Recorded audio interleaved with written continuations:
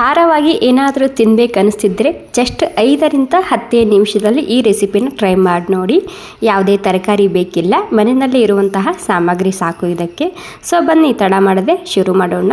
ಈ ರೆಸಿಪಿ ಮಾಡೋದಕ್ಕೆ ಮೊದಲಿಗೆ ನಾನಿಲ್ಲಿ ಕಡಾಯಿನಲ್ಲಿ ಒಂದು ಸ್ವಲ್ಪ ಎಣ್ಣೆ ಸೇರಿಸ್ತಿದ್ದೀನಿ.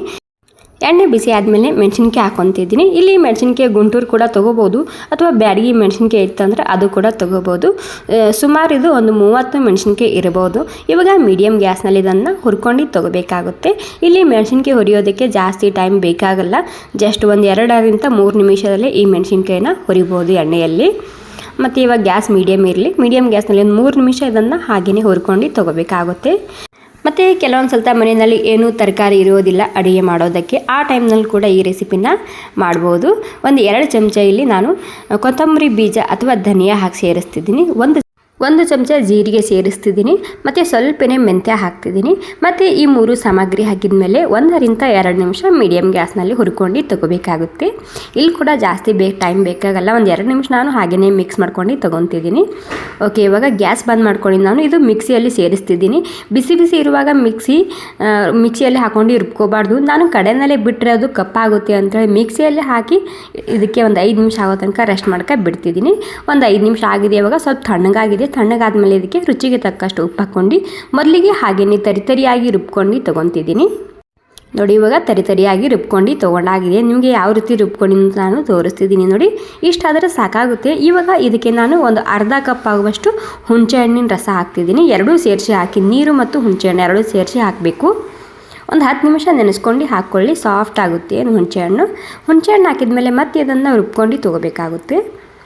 ಓಕೆ, ನೋಡಿ, ಹುಣಸೆ ಹಣ್ಣು ಹಾಕಿದ ಮೇಲೆ ಮತ್ತೆ ಇದನ್ನು ನಾನು ಈ ರೀತಿ ರುಬ್ಕೊಂಡು ತೊಗೊಂಡಿದ್ದೀನಿ. ನೀವು ನೋಡ್ತಿರ್ಬೋದು ನಾನು ಯಾವ ರೀತಿ ರುಬ್ಕೊಂಡಿನಿ ಅಂತೇಳಿ. ಇವಾಗ ಇದಕ್ಕೆ 1 ಕಪ್ ಆಗುವಷ್ಟು ಕ್ಲೀನಾಗಿ ತೊಳೆದಿರುವಂತಹ ಕರಿಬೇವು ಸೊಪ್ಪು ಸೇರಿಸ್ತಿದ್ದೀನಿ. ಫ್ರೆಶ್ ಇದ್ದಿತ್ತಂದ್ರೆ ಅದನ್ನೇ ಹಾಕ್ಕೊಳ್ಳಿ, ಕರಿಬೇವು ಸೊಪ್ಪು. ಮತ್ತು 1 ಈರುಳ್ಳಿನ ದಪ್ಪ ಕಟ್ ಮಾಡ್ಕೊಂಡು ಸೇರಿಸ್ತಿದ್ದೀನಿ. ಮತ್ತು ಇವಾಗ ಇವೆರಡು ಸಾಮಗ್ರಿ ಹಾಕಿದ ಮೇಲೆ ಮಿಕ್ಸಿ ಜಾರ ಬಂದ ಚಲು ಮಾಡ್ಕೊತ ಇದನ್ನು ತರಿಯಾಗಿ ರುಬ್ಕೊಂಡು ತೊಗೋಬೇಕಾಗುತ್ತೆ. ಇಲ್ಲಿ ಕರಿಬೇವು ಸೊಪ್ಪು ಸ್ಮೂತಾಗಿ ರುಬ್ಕೋಬಾರ್ದು. ಹಾಕಿದ ಮೇಲೆ ಚಮಚಲಿಂದ ಈ ರೀತಿ ಮಿಕ್ಸ್ ನೋಡ್ಕೊತ ರುಬ್ಕೊಳ್ಳಿ. ಮತ್ತು ಇವಾಗ ಒಂದು 3 ಈರುಳ್ಳಿ ಸೇರಿಸ್ತಿದ್ದೀನಿ. 3ರಿಂದ 4 ಈರುಳ್ಳಿ ಇರ್ಬೋದು, ಇದು ಸಣ್ಣ ಸೈಜಿಂದಿತ್ತು. ಇವಾಗ ಈರುಳ್ಳಿ ಕೂಡ ನಾನು ಮಿಕ್ಸ್ ಮಾಡ್ಕೊತಿದ್ದೀನಿ ಇದರಲ್ಲಿ. ಇವಾಗ ಈರುಳ್ಳಿ ಹಾಕಿದ ಮೇಲೆ ಈ ರೀತಿ ಮಿಕ್ಸ್ ಮಾಡ್ಕೋಬೇಕು. ಮತ್ತು ಮಿಕ್ಸ್ ಮಾಡ್ಕೊಂಡು ಇದಕ್ಕೆ ಮಿಕ್ಸಿಯಲ್ಲಿ ಸ್ವಲ್ಪನೇ ರುಬ್ಕೊಂಡು ತೊಗೋಬೇಕಾಗುತ್ತೆ.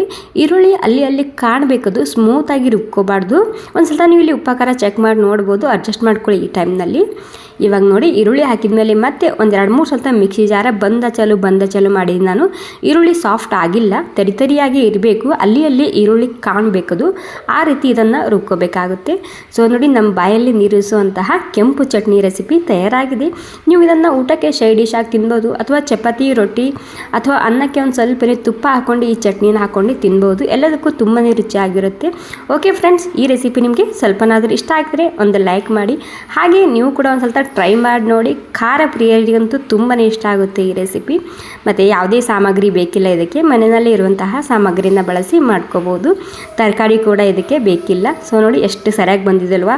ಸೊ ನನಗಂತೂ ಬಾಯಲ್ಲಿ ನೀರು ಬರುತ್ತಿದೆ. ತುಂಬಾ ಸುಲಭವಾಗಿ ಮಾಡುವಂತಹ recipe. Okay friends, thank you so much ಎಲ್ರಿಗೂ ಮತ್ತೊಮ್ಮೆ.